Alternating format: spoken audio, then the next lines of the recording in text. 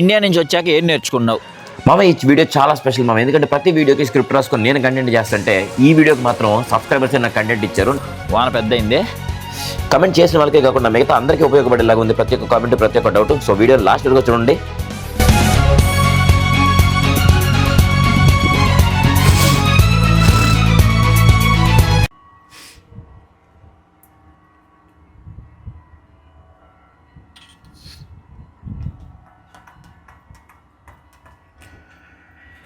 Hello మా bros, అందరూ ఎలా ఉన్నారు? బాగున్నారా? వస్తున్నా, బయటకు వస్తున్నా. ఫుల్ హాలిడేస్, ఎగ్జామ్స్ అన్నీ అయిపోయినాయి. ఏం చేయాలో ఏం అర్థం కావట్లేదు. పార్క్ కూడా అంతా ఖాళీగా ఉంది. మనకి డిస్టర్బెన్స్ ఉండదు, మన వాళ్ళు ఇంకొకరికి కూడా డిస్టర్బెన్స్ ఉండదు. కాబట్టి ఇవాళ మీ సందేహాలన్నిటికీ ఆన్సర్ ఇద్దాం. సరే, మరి లేట్ లేకుండా వీడియో స్టార్ట్ చేసేసుకుందాం.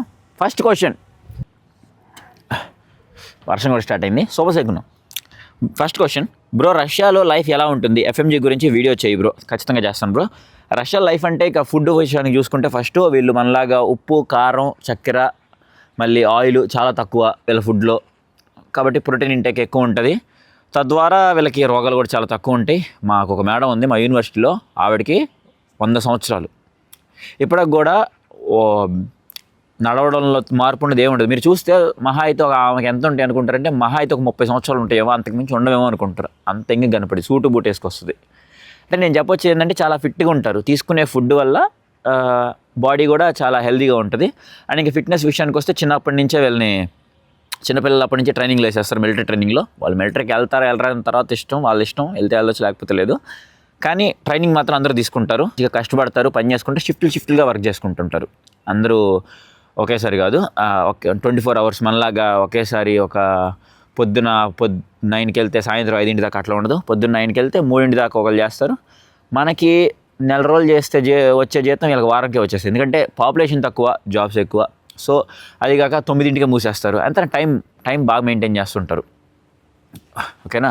అంటే 9కి షాప్ 9కి మూసేస్తారు. ఏ పోలీసు వచ్చి ఎందుకు మూయలేదని అడగరు, మూసేస్తారు కన్ఫామ్గా. అట్లా ఇంకా ఒక 5 నిమిషాల ముందే మూసేసి వెళ్ళిపోతుంటారు. సో టైమింగ్ గట్టిగా ఫాలో అవుతుంటారు. హెల్త్ పరంగా చాలా జాగ్రత్తగా ఉంటారు, ఫిట్గా ఉంటారు. ఏది పెడతారు తినరు, దొరకరు. స్మోక్ చేస్తారు, ఓట్క తాగుతారు, అన్నీ చేస్తారు. కానీ ఫిట్గా ఉంటారు, హెల్తీగా ఉంటారు. చెప్పాను కదా, మా యూనివర్సిటీలో మేడంకే 100 సంవత్సరాలు. అలాంటి వాళ్ళు చాలామంది ఉన్నారు రష్యా మొత్తంలో. అంత ఏజ్లో కూడా ఫిట్గా యూనివర్సిటీ దగ్గర నడుచుకుంటూ వచ్చి క్లాసులు చెప్తుంది ఆవిడ. ఏంటమ్మా, ఇండియా ట్రీట్మెంట్కి రష్యా ట్రీట్మెంట్కి డిఫరెన్స్ ఏంటి? రష్యా అడ్వాన్స్డ్గా ఉందా? ఏం లేదు, సేమ్ ఒకేలాగా ఉంది. నేను చూసిన దాని ప్రకారం అయితే రష్యాలో ట్రీట్మెంట్, ఇండియాలో ట్రీట్మెంట్ సేమ్ ఒకే లెవెల్లో ఉన్నాయి. ఇంకా మన ఇండియాలోనే కొంచెం ఫాస్ట్గా ఉంది ట్రీట్మెంట్ చూసుకుంటే. ఎమర్జెన్సీ కేసులు తప్పితే మిగతా ప్రతి ఒక్క హెల్త్ ఇష్యూకి అపాయింట్మెంట్ తీసుకోవాలి. అది నెలలు అవ్వచ్చు, 2 నెలలు అవ్వచ్చు, 3 నెలలు అవ్వచ్చు. అదే మన ఇండియాలో అయితే టక్కున అట్లా హాస్పిటల్కి వెళ్ళామా, పొద్దున్నే లైన్లో పెడితే సాయంత్రం కల్లా ఓపీ అయిపోయింది, చూసేస్తారు, మందులు కూడా తెచ్చేసుకుంటాం. అది కాక ప్రైవేట్ సెక్టార్లో చాలా కాస్ట్ ఎక్కువ ఉంటుంది. గవర్నమెంట్ దాంట్లో అపాయింట్మెంట్ దొరికేలేక సరిపోయింది వీళ్ళకి, కొంచెం కాలం కాస్త గడిచిపోయింది. ప్రైవేట్లో అయితే ఫాస్ట్గానే దొరికింది, కానీ కాస్ట్ చాలా ఎక్కువ ఉంటుంది నిజంగా. అంటే మన ఇండియాతో కంపేర్ చేస్తే 5-6 times ఎక్కువ ఉంటుంది. చాలామంది రష్యన్స్ వాళ్ళ సర్జరీస్కి ఇండియా వచ్చి చేయించుకొని వెళ్ళిపోతారు, హార్ట్ సర్జరీస్. సరే, మరి నెక్స్ట్ క్వశ్చన్కి వెళ్ళిపోదాం. ఇదిగా ఇటున్నా దాదా ఇట్రా, వాన పడుతుందని లోపలికి వచ్చాలి. Okay, third question, how did you manage anatomy in first year? నేనేం చేశాను, ఫస్ట్ గ్రాస్ అనాటమీ చదివాను. నాకు తర్వాత ఎవరో చెప్పారు గ్రాస్ అనాటమీ నుంచి వద్దు, ఫస్ట్ ఎంబ్రియాలజీ నుంచి స్టార్ట్ చేయి అన్నాడు. సరే అని చెప్పేసి, అంటే ఫస్ట్ అసలు ఎంబ్రియాలజీ, పిండం ఎలా ఫామ్ అవుతుంది కడుపులో, మనం ఎట్లా మనిషి హ్యూమన్ ఎలా ఫామ్ అవుతాడు అని. సో అలాగే స్టార్ట్ చేశాను, ఎంబ్రియాలజీ స్టార్ట్ చేశాను. బాగా ఇంట్రెస్టింగ్ అనిపించింది. తర్వాత హిస్టాలజీ స్టార్ట్ చేయమన్నారు. మంచిగా కనెక్షన్ కుదిరింది నాకు. అంటే సెల్స్ ఎలా ఫామ్ అవుతున్నాయి, అవి టిష్యూస్కి ఎలా మారుతున్నాయి అనే దానికి నాకు హిస్టాలజీ దీనికి లింక్ చేసుకోవడం బాగా ఈజీ అయింది. ఆ తర్వాత గ్రాస్ అనాటమీ మళ్ళీ ఇంకోసారి స్టార్ట్ చేశాను. అది కొంచెం పవర్ కనెక్ట్ అయిపోయింది. ఇంకా న్యూరో అనాటమీ వచ్చేసప్పటికి మొత్తం ఎగిరిపోయింది ఇక్కడ నుంచి. అంటే చాలా టఫ్గా ఉంది న్యూరో అనాటమీ. ఇంకా ఈ ఎంబ్రియాలజీ, హిస్టాలజీ, గ్రాస్ అనాటమీలో ఈ 3 parts పర్లేదు అనిపించింది. న్యూరో అనాటమీ మాత్రం లేదు. ఫస్ట్ సెమిస్టర్లో ఫెయిల్ నేను, ఫస్ట్ అటెంప్ట్లో. తర్వాత మళ్ళీ సెకండ్ అటెంప్ట్లో పాస్ అయ్యానులే. నా ఫ్రెండ్స్కి ఎక్స్ప్లెయిన్ చేస్తున్నప్పుడు ఇంకా బాగా మెమరీస్ అయిపోయింది. న్యూరో అనాటమీ మాత్రం ఎన్నిసార్లు చదివినా సరే నాకు ఎప్పటికీ గుర్తులేదు బ్రో, నిజంగా. అంటే కొన్ని గుర్తున్నాయి, ఎగ్జాక్ట్గా మొత్తం గుర్తులేదు. అది నా అనాటమీ జర్నీ. ఇంకా కొంచెం డౌట్స్ ఉన్నాయి నాకు ఇంకా న్యూరో అనాటమీలో. అది so embryology, histology, gross anatomy వరకు అయితే ఓకే. న్యూరో అనాటమీ మాత్రం ఇంకా కొంచెం చదవాల్సిన పార్ట్ ఇంకా మిగిలే ఉంది. నేను ఇంకా సెకండ్ ఇయర్. అది 4th క్వశ్చన్, అన్న ఎంబీబీఎస్ ఎన్ని ఇయర్స్ చదవాలి? ఎంబీబీఎస్ ఇండియాలో అయితే ఇంటర్న్షిప్తో కలిపి 5.5 ఇయర్స్, రష్యాలో అయితే ఇంటర్న్షిప్తో కలిపి 6 ఇయర్స్. అబ్బో వాన పెద్ద అయింది. అన్న ఎఫ్ఎంజీకి టైం ఎలా మేనేజ్ చేస్తున్నావు? అంటే ఒక్కొక్క యూనివర్సిటీకి ఒక్కొక్కలా ఉంటుంది బ్రో స్టైల్, ఎందుకంటే మా క్లాసులు ఉండేదాన్ని బట్టి కదా.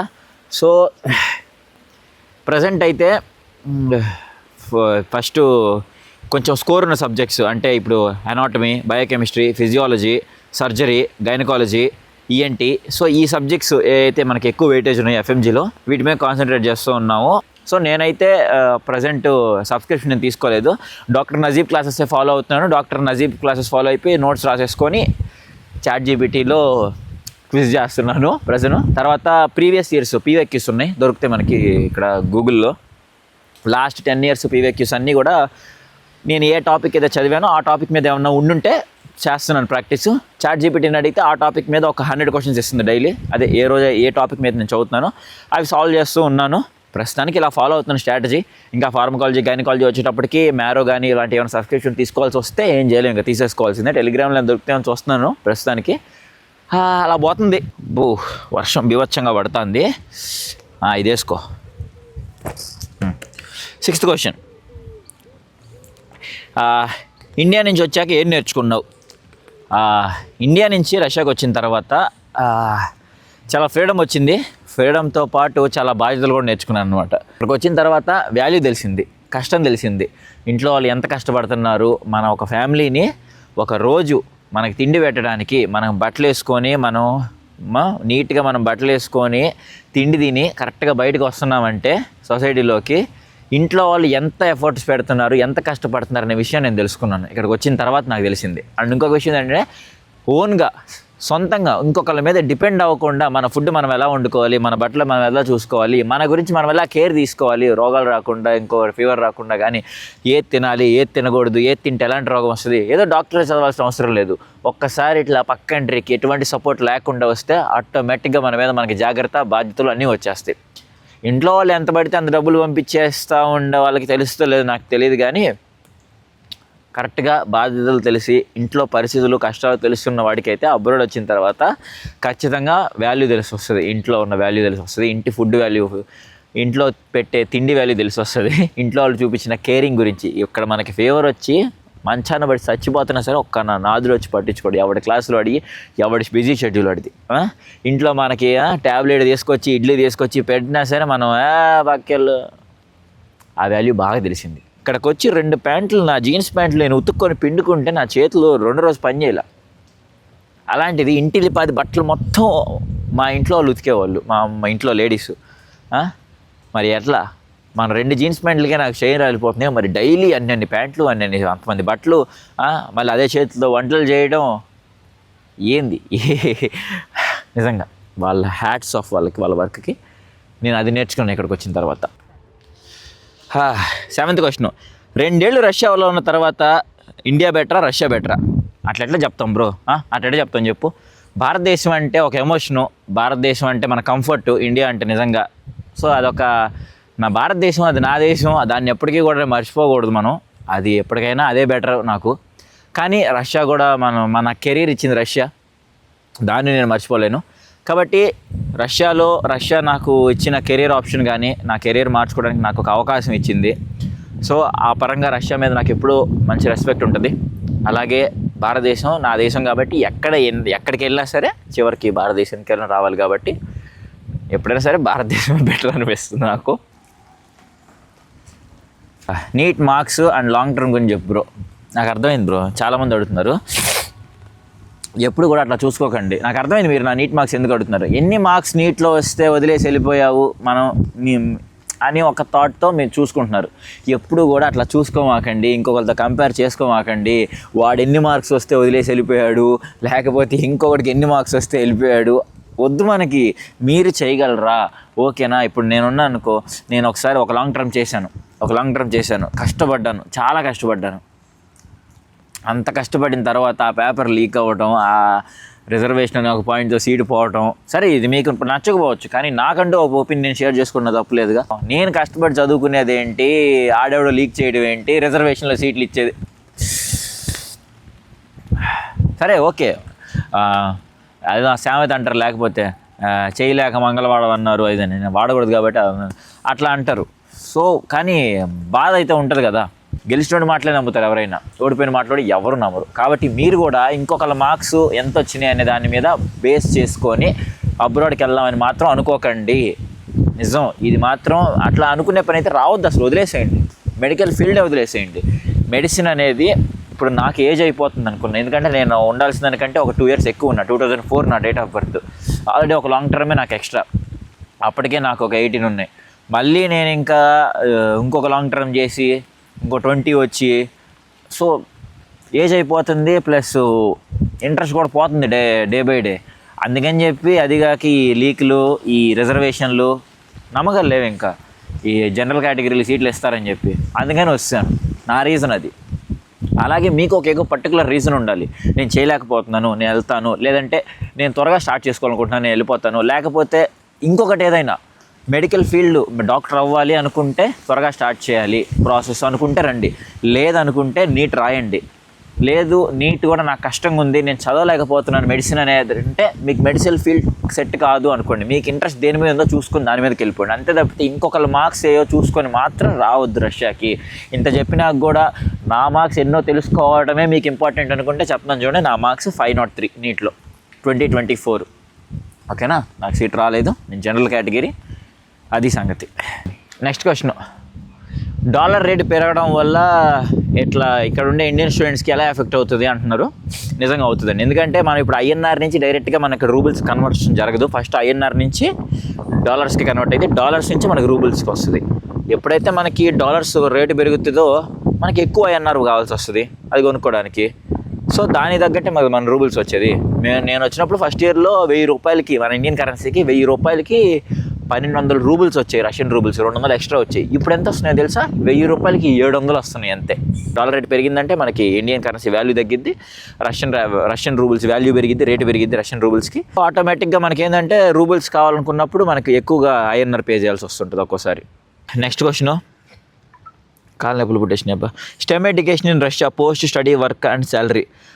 Stem fields like IT, medical, science ఇవన్నీ కూడా వాటిలో మంచి ఆపర్చునిటీస్ ఉంటాయి బ్రో మనకి. వితౌట్ అసలు నేషనాలిటీకి సంబంధం లేకుండా స్కిల్స్ బాగా ఉంటే, రెండోది రష్యన్ లాంగ్వేజ్ ఫ్లూయెంట్గా వచ్చి ఉంటే మాత్రం మనకి శాలరీ నెక్స్ట్ లెవెల్లో ఉంటుంది. చాలా మంచి ఆపర్చునిటీస్ ఉంటాయి. మీకు ఒకవేళ రష్యాలో జాబ్ చేయాలనుకుంటే ఇంటర్మీడియట్ మీరు చదివేటప్పుడే రష్యన్ లాంగ్వేజ్ నేర్చుకోండి. రష్యన్ లాంగ్వేజ్ నేర్చుకొని ఇక్కడికి వచ్చి ఇంజనీరింగ్ రష్యాలో చేయడం. ఒకవేళ మీకు ఇంజనీరింగ్ ఇంట్రెస్ట్ అయితే, మెడిసిన్ అయితే మెడిసిన్, ఏదైనా సరే రష్యన్ లాంగ్వేజ్ నేర్చుకొని ఇక్కడికి వచ్చిన తర్వాత ఆ లాంగ్వేజ్లో ఇక్కడ డిగ్రీ కంప్లీట్ చేశారంటే మాత్రం నిజంగా మంచి శాలరీ ఇచ్చి హైర్ చేసుకుంటారు ఇండియన్స్ అనే కాదు, ఎవరైనా సరే. అసలు కంట్రీతో సంబంధం లేదు, స్కిల్స్, లాంగ్వేజ్ ఈ రెండే matter bro. Which is better consultancy in India? అయ్యో ఎన్నిసార్లు చెప్పాను బ్రో, ఒక 100 సార్లు చెప్పుకుంటాను దీని గురించి నేను. కన్సల్టెన్సీ అంటున్నారు. మీరు ఏ యూనివర్సిటీకి వెళ్తున్నారో ఆ యూనివర్సిటీకి ఒక అఫీషియల్ కన్సల్టెన్సీ ఉంటుంది, దాన్ని తెలుసుకోండి. ఫస్ట్ మీ బడ్జెట్ చూసుకోండి. రష్యాలో ప్రతి ఒక్క యూనివర్సిటీ ఒకటే. మీ నాన్నగారు ఎంత బడ్జెట్ పెట్టగలరో దానికి తగ్గట్టు ఒక యూనివర్సిటీ సెలెక్ట్ చేసుకోండి. ఆ యూనివర్సిటీకి ఒక స్పెసిఫిక్ ఇండియన్ కన్సల్టెంట్ ఉంటాడు. అందరు కన్సల్టెంట్లు అన్ని యూనివర్సిటీలకి చేయరు, ఒక్కొక్క యూనివర్సిటీకి ఒక్కొక్క కన్సల్టెన్సీ అఫీషియల్గా చేస్తుంది అడ్మిషన్స్. అది తెలుసుకోండి, అక్కడికి వెళ్ళిపోండి అంతే. ఓకేనా? ఓకే. యూట్యూబ్ స్టడీస్ ఎలా మేనేజ్ చేస్తున్నావు బ్రో? ప్లానింగ్ అంతే, ఏమీ లేదు దీంట్లో పెద్ద స్ట్రాటజీ. అది కాక మీరే చూస్తున్నారు కదా, నా వీడియోలో పెద్ద ఎడిటింగ్ చేయడానికి ఏమీ ఉండదు. చిన్న మామూలు ఎడిటింగే, నార్మల్ ప్లెయిన్ ఎడిటింగే ఉంటుంది నా దాంట్లో. సో నాకు అంత టైం ఏం పట్టదు ఎడిటింగ్కి, వీడియో చేయడానికి కూడా ఏం టైం పట్టదు. ఇక్కడ ఉన్న రియాలిటీనే మీకు చెప్పడం అంతే కదా, దాచిపెట్టేది ఏముంది. రియాలిటీలో నేను మామూలుగా ఎలా మాట్లాడుకుంటాను నా ఫ్రెండ్స్తో కాల్ చేసినప్పుడు, మా ఫ్యామిలీతో, అలాగే కెమెరా ముందు మాట్లాడతాను అంతే. సో దీనికి నాకు స్క్రిప్ట్ అవసరం లేదు, ఎడిటింగ్కి పెద్ద టూల్స్ అవసరం లేదు, టైం అవసరం లేదు. సో యూట్యూబ్కి అంత టైం ఏం తీసుకోదు నాకు. అన్న నీ లవ్ రిలేషన్షిప్ గురించి చెప్పు, ఐఎమ్ క్యూరియస్. లేకపోతే ఎందుకు లేదు? జిఎఫ్ లేకుండా ఉండడానికి రీజన్స్ ఏం లేవు. Well matured, nice communication skills, talented, okay looks. ఒకటే మాట బ్రో, రిలేషన్షిప్ని మెయింటైన్ చేసేంత మెచ్యూరిటీ ఇప్పుడు నాకు లేదు. ఎందుకంటే వచ్చేది ఒక అమ్మాయి, ఆ అమ్మాయి పెరిగిన కండిషన్స్ని బట్టి ఆ అమ్మాయి ఆలోచించే విధానం ఉంటుంది, మాట్లాడే విధానం ఉంటుంది. సో ఆ అమ్మాయి కంటే కొన్ని ఎమోషన్స్ ఉంటాయి, మనం అర్థం చేసుకోవాల్సిన విషయాలు ఉంటాయి. నా గురించే నేను నానా రకాలుగా అనుకుంటా, నేను తీసుకున్న డెసిషన్ మళ్ళీ వెనక్కి తీసేసుకుంటా. అంటే ఇప్పుడున్న మెంటల్ కండిషన్లో నా గురించి నేనే సరిగ్గా అర్థం చేసుకోలేకపోతున్నాను. ఇంకా ఆ అమ్మాయిని ఏం అర్థం చేసుకుంటాను చెప్పు? నలుగురు చూపెట్టుకోవాలనో, లేకపోతే అందరూ చేస్తున్నారు కదా అని చెప్పు, ఆ అమ్మాయికి ఒక ఫేక్ హోప్ ఇచ్చేసి సరే అండి లేకపోతే ఆ అమ్మాయి చేసింది కదా అని చెప్పేసి నేను కూడా ఫీల్ అవుతుంది ఓకే చెప్పేస్తే ఏముంది ఒక నెల రోజుల తర్వాత గొడవలు అయిపోతుంటే రిలేషన్షిప్లో ఒక బ్యాడ్ ఎగ్జాంపుల్గా మిగిలిపోతున్న అమ్మాయికి రిలేషన్షిప్స్ గురించి ఒక బ్యాడ్ ఎగ్జాంపుల్ అయిపోయింది. ఎందుకు మనకి అట్లాంటి పనులు? మనం మెంటల్గా ఫైనాన్షియల్గా స్టేబుల్గా ఉన్నప్పుడు మనం వెల్ మెచ్యూర్డ్ ఒక రిలేషన్షిప్ని ఎమోషనల్గా మనం డీల్ చేయగలం అనుకున్నప్పుడు చేయాలంతే అట్లాంటి పనులన్నీ. ఏదో సరదాగా చేసే పనులు కాదు ఈ నా దృష్టిలో. ఓకే మరి how to select the university చెప్పాను కదా బ్రో. మీ బడ్జెట్ చూసుకోండి. అది ఫస్ట్ బడ్జెట్ చూసుకోండి ఎంత పెట్టగలరో. మీ బడ్జెట్ చూసుకున్న తర్వాత ఒక 20 లక్షలు 30 లక్షలు ఉంటుంది కదా. సో మీ బడ్జెట్ ఫిక్స్ అయిపోయిన తర్వాత మీ నాన్నగారిని అడగండి 30 లక్షల వరకు ఓకే అని అనుకో. సపోజ్ 30 లక్షల్లో ఏ యూనివర్సిటీలోనే చూసుకోండి, నాకు మెసేజ్ చేయండి ఒకవేళ తెలియకపోతే నేను పంపిస్తాను ఫీ స్ట్రక్చర్స్. ఓకేనా? సో తర్వాత NMC అప్రూవ్డా, WHO అప్రూవ్డా, తర్వాత అక్కడ 6 years ఇంగ్లీష్లో టీచింగ్ జరుగుతుందా లేదా, ఈ 3 ఫ్యాక్టర్స్ చూసుకోండి. మీరు ఎంత పెట్టగలరో చూసుకోండి. ఓకేనా? టాప్ యూనివర్సిటీకి వెళ్ళాల్సిన అవసరమే లేదు. ఓకే.